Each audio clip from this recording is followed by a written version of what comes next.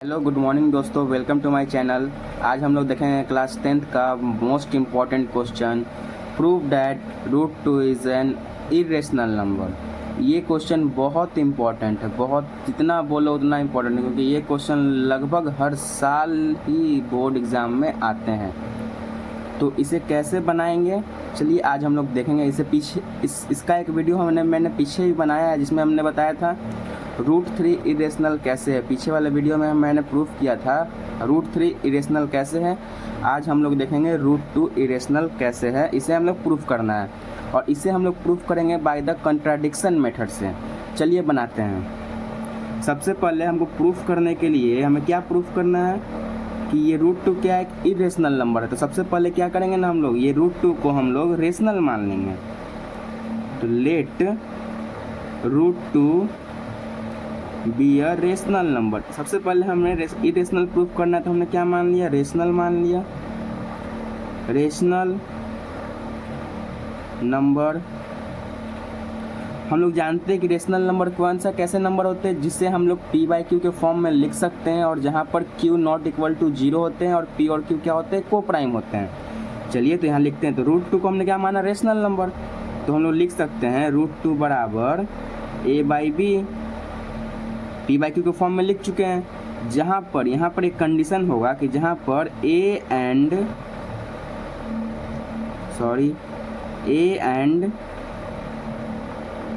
B are coprime, a and B are coprime. अब इसके बाद क्या करेंगे, ये मान लिए ए और बी और क्या है, को प्राइम है। उसके बाद करेंगे दोनों तरफ स्क्वायर कर देंगे, squaring both the side.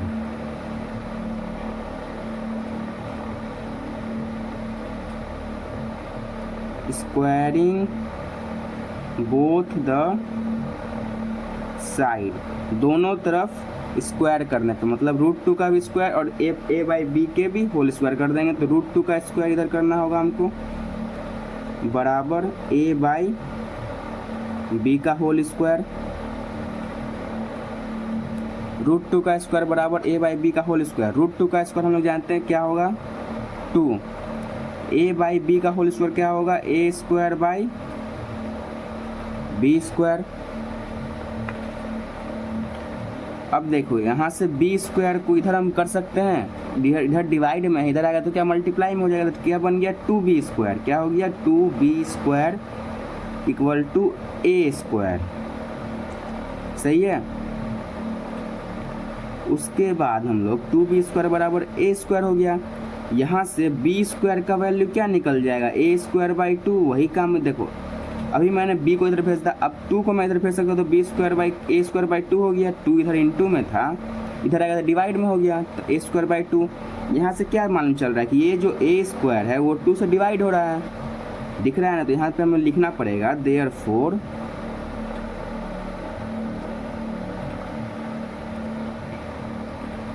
A square is divisible by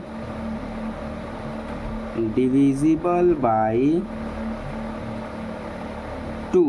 A square क्या हो रहा है, 2 से डिवाइड हो रहा है, यहाँ पे दिख रहा है। एक बात बताओ, जब ए स्क्वायर 2 से डिवाइड हो रहा है तो क्या ए डिवाइड नहीं होगा, ए भी डिवाइड होगा। A is also divisible by 2, also divisible by 2, also divisible by 2। बात सही है। जब देखो ए स्क्वायर 2 से डिवाइड हो रहा है तो ए भी तो 2 से डिवाइड होगा। मान लो कि इक्वेशन नंबर 1 मान लिया, ठीक है। अब ये वाला चीज़ को मैं एक अलग कॉपी में या फिर एक पेज में समझाता हूँ, रुक जाओ। चलो इधर देखो, मैंने क्या बताया कि ए स्क्वायर डिविजिबल है, डिविजिबल है 2 से। मैंने यही बताया ना कि ए स्क्वायर इज डिविजिबल बाई 2, तो ए भी divisible by 2, A is also divisible by 2। यही मैंने अभी पीछे लिखा। समझने वाली बात है, बस मैं यहाँ समझाता हूँ, ठीक है। ये कैसे हुआ, मान लो कि ए स्क्वायर मान लेते हैं हमको 25 है। 25 5 से डिवाइड होता है, बिल्कुल होता है 5 टाइम्स। इस 25 को लिख सकते हैं 5 का स्क्वायर, 5 से कट रहा है। अब देखो ये ए का वैल्यू है ए स्क्वायर है ये, और देखो इसको हम सिर्फ 5 से भी तो कटेगा ये, ठीक है, कट गया, यहाँ भी कट रहा है, यहाँ भी कट रहा है, मतलब 5 का स्क्वायर जो है 5 स्क्वायर वो 5 से डिविजिबल है, तो नॉर्मल 5 भी तो 5 से डिविजिबल है। वैसे ही मान लो यहाँ 4 है, 4 2 से कटता है, हाँ 4 क्या है 2 का स्क्वायर, 2 का स्क्वायर 2 से कटता है। जब देखो यहाँ पे वही चीज़ ना, स्क्वायर जब कट रहा है 2 से तो उसका एक पावर वाला भी कटेगा 2 से, तो इसका एक पावर वाला भी कटेगा 2 से, कट रहा है ना 1 टाइम्स। तो बस यही लॉजिक वहाँ पे यूज़ हुआ। हमको लगता है कि ये वाला लॉजिक समझ में आया होगा। ये हमने कैसे लिखा, ए स्क्वायर डिविजिबल बाई 2 है तो ए भी कैसे डिविजिबल बाई 2 होगा। ठीक है, यहाँ तक तो समझ में आ गया। जैसे ए स्क्वायर डिविजिबल बाई 2 है, A is also divisible by 2, और ए इस वाले इक्वेशन को हमने एक इक्वेशन नंबर 1 मान लिया। ये जो कंडीशन है इसे हमने इक्वेशन नंबर 1 मान लिया। ठीक है, चलो इसको आगे देखते हैं। उसके बाद हमें पता है एक चीज़ और यहाँ पे लेट अज्यूम करना पड़ेगा। पता है क्या, let a is equal to 3 नहीं, ए इज इक्वल टू 2c, हमें ये मानना होगा A is equal to 2c। और ये क्यों माना मैं वो भी बताऊँगा। A is equal to 2c, c को एक अपने से ले लिए एक वेरिएबल, और यहाँ पे 2 हमें √2 प्रूफ करना है इसलिए यहाँ 2 लिखेगा। √3 करना हो तो यहाँ 3 लिखते हैं। ये करना पड़ता है प्रूफ करने के लिए इरेशनल नंबर, मतलब अपरिमेय संख्या जिसे हिंदी में बोलते हैं। तो उसके बाद ये जो a वैल्यू 2c है ना, जो मैंने इक्वेशन नंबर 1 माना, उसमें इस वैल्यू को पुट कर देंगे। तो यहाँ लिखेंगे putting the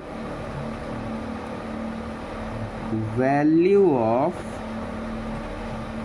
a in equation first, जो मैंने समीकरण पहला माना था उसमें हमें क्या पुट कर देना है, a का वैल्यू पुट कर देना है। तो इक्वेशन नंबर फर्स्ट मेरा क्या था, देखो इक्वेशन नंबर फर्स्ट मेरा क्या है, 2b square is equal to a square. इस वाले जहाँ a है ना, यहाँ पे हमें क्या पुट कर देना है, 2c। चलिए पुट करते हैं।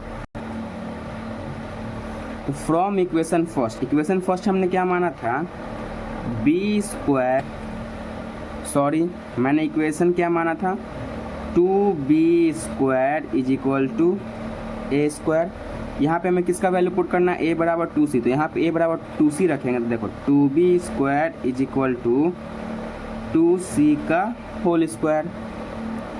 2b square is equal to क्या हो जाएगा, 2 का स्क्वायर 4c स्क्वायर। ये 2 से 2 टाइम्स कट जाएगा तो b स्क्वायर बराबर क्या निकल गया, 2c स्क्वायर। यहाँ से ये वाले 2 को अगर हम नीचे भेजेंगे तो क्या हो जाएगा, b square by 2 equal to c square. अब यहाँ से देखो, जैसे अभी मैंने पीछे a स्क्वायर के बारे में बताया कि a स्क्वायर 2 से डिविजिबल है, वैसे यहाँ पे b स्क्वायर भी 2 से डिविजिबल है। तो यहाँ से देखने को क्या मिल रहा है कि b square is divisible by 2। जब b स्क्वायर 2 से डिवाइड है तो क्या b का एक पावर भी 2 से डिवाइड होगा, मैंने अभी जस्ट पीछे बताया। तो b is also divisible by 2, divisible by 2। तो देखो इससे हमें क्या मालूम चला कि b स्क्वायर भी 2 से डिवाइड हो रहा है, a स्क्वायर भी 2 से डिवाइड हो रहा है। लेकिन मैंने शुरुआती में क्या माना था, a और b क्या माना था, को प्राइम नंबर। a और b मैंने को प्राइम माना था ना, रेशनल नंबर माना। तो a और b जहाँ पे क्या थे, को प्राइम। देखो को प्राइम क्या होते हैं, को प्राइम वैसे नंबर होते हैं, को प्राइम क्या वैसे नंबर होते हैं जिसका सिर्फ 2 फैक्टर होते हैं, सिर्फ 2 फैक्टर। एक तो 1 से डिवाइड होंगे और एक खुद ब खुद अपने ही से डिवाइड होंगे, उससे ज़्यादा फैक्टर नहीं हो सकते। वैसे नंबर को क्या बोलते हैं, को प्राइम नंबर। लेकिन यहाँ पे हमें क्या मिल रहा है कि a स्क्वायर 2, ये जो a स्क्वायर है वो 2 से भी डिवाइड हो रहा है। तो मान लेते हैं a यहाँ पे 8, ठीक है। तो a खुद से भी कटेगा, 1 से भी कटेगा और 2 से भी कटेगा। 2 से ज़्यादा फैक्टर होगा a के और b के दोनों के ही, तो ये तो बात गलत हो गया। तो यहाँ से हमें एक लाइन लिखने पड़ेगा, क्या, therefore A and B have at least 2 as a 2 as a common factor, but it contradicts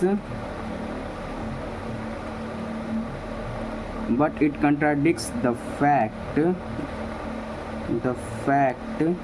that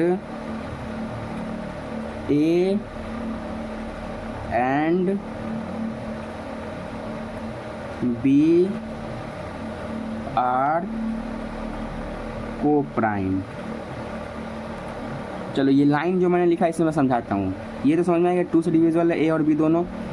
therefore ए और बी हैव एटलीस्ट 2 फैक्टर। यहाँ दिख भी रहा है कि बी का भी 2 फैक्टर है और ए का भी एक कॉमन फैक्टर 2 है।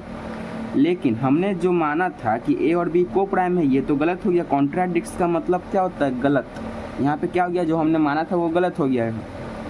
एक और खुद 2 से ज़्यादा फैक्टर निकल गए, तीसरा फैक्टर है ये, तो ये तो को प्राइम नंबर है ही नहीं, तो ये तो गलत हो गया।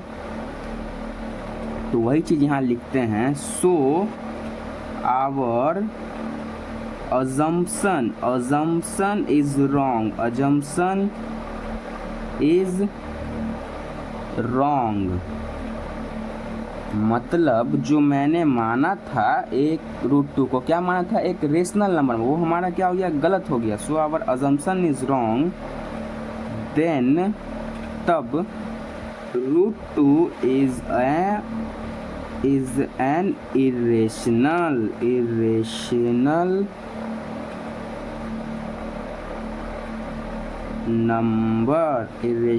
number, hence proved। इतना चीज़ ही करना है बस। ये क्वेश्चन मैं तो बोलूँगा कि एकदम प्रैक्टिस करो, 3-4 बार प्रैक्टिस करो, आ जाएगा क्वेश्चन। कुछ नहीं करना। सब फिर से मैं एक और समझाता हूँ क्या क्या मैंने √2 को रेशनल माना। रेशनल यहाँ पे क्या माना? रेशनल क्या होता है? ए बाई बी या फिर पी बाई क्यू के फॉर्म में, जहाँ पर ए और बी क्या है? को प्राइम नंबर है। उसके बाद मैंने स्क्वायरिंग किया। स्क्वायरिंग करने के बाद √2 is equal to A square by B. √2 का स्क्वायर 2 होता है, ये हो गया A square by B square. इधर से ये बी स्क्वायर इधर जाएगा तो 2b square is equal to A square आ जाएगा। इसको मैंने इक्वेशन नंबर 1 मान लिया। फिर बी स्क्वायर बराबर ए स्क्वायर बाई 2, ये 2 नीचे आएगा तो ए स्क्वायर बाई 2 हो गया। यहाँ से हमें दिख रहा है कि ए स्क्वायर क्या है? 2 से डिवाइड हो रहा है। जब ए स्क्वायर 2 से डिवाइड होगा तो ए भी 2 से डिवाइड होगा, ये मैंने बता चुका है कैसे। उसके बाद मैंने यहाँ पे एक चीज़ माना, लेट ए बराबर 2c। ये हमें आपको मानना पड़ेगा, ये ए बराबर 2c या ए बराबर 3c। अगर मैं √3 प्रूफ कर रहा हूँ तो ए बराबर 3c यहाँ मानना पड़ेगा, और √5 प्रूफ कर रहा हूँ तो ए बराबर 5c मानना पड़ेगा। वो क्वेश्चन के हिसाब से यहाँ पे ये चीज़ मानना पड़ेगा। फिर ये जो मैंने माना, इसे मैंने इक्वेशन नंबर 1 जो पीछे माना था उसमें क्या किया? उसमें वैल्यू पुट कर दिया। वैल्यू पुट करने के बाद क्या गया? ये मेरा इक्वेशन नंबर फर्स्ट था। ये क्या था? Equation number first. इसमें मैंने पुट किया 2c का, यहाँ पे ए बराबर 2c था, ए बराबर 2c, तो मैंने यहाँ पे 2c का होल स्क्वायर पुट किया तो 2b square is equal to क्या हो गया? 2 का स्क्वायर 4c स्क्वायर। 2 से 2 टाइम्स कट जाएगा तो b स्क्वायर बराबर 2c स्क्वायर हो गया। यहाँ से 2 को नीचे भेजेंगे तो b स्क्वायर बाई 2 हो गया। तो यहाँ से देखो b स्क्वायर बाई 2 दिख रहा है, तो यहाँ से b स्क्वायर भी 2 से डिविजिबल है और b भी 2 से डिविजिबल है। लेकिन मैंने क्या बताया था? ए और बी क्या है? को प्राइम नंबर मैंने माना था। लेकिन को प्राइम नंबर कैसे नंबर होता है? जिसका सिर्फ 2 फैक्टर होते हैं, खुद ब खुद टेबल से कटे, और एक one as a common factor. लेकिन यहाँ पर क्या हो रहा है कि ए और बी का at least 2 as a common factor है, but it contradicts that the fact A and B are coprime number. Sorry, थोड़ा सा लाइटनिंग बिगड़ गया है। तो ए एंड बी आर क्या है? को प्राइम नंबर। तो जो हमने माना था वो तो गलत हो गया, कि मैंने √2 माना था वो गलत हो गया। So our assumption is wrong, therefore √2 एक क्या है? एक अपरिमेय संख्या है। ये क्वेश्चन बहुत इंपॉर्टेंट है। मैं एक बात मान लो, क्लास 10th का ये रियल नंबर चैप्टर 1 का एक लौता ऐसा चैप्टर मैं क्वेश्चन बोलूँगा जो लगभग हर साल आता ही ये क्वेश्चन है। ये आपको बहुत आज से नहीं चलते आ रहा, बहुत पुराना पहले से चलते आ रहा है ये क्वेश्चन का ट्रेंड। ठीक है, अगर दोस्तों ठीक है दोस्तों, और वीडियो अच्छा लगा हो तो वीडियो को लाइक करें, चैनल को सब्सक्राइब करें, और भी मैं ऐसे वीडियोस लाऊंगा। मैं सोच रहा हूँ क्लास 10th का एक पूरा सीरीज़ लेके आऊँ। अगर आप लोग को समझ में आया हो तो प्लीज़ सपोर्ट करिएगा मेरे को। मैं आपका एक लाइक मुझे बहुत मोटिवेशन मिलता है। तो प्लीज़ चैनल को सब्सक्राइब करें, लाइक करें, और अपने दोस्तों के पास ज़रूर शेयर करें प्लीज़ दोस्तों। थैंक यू, मिलते हैं अगले वीडियो में।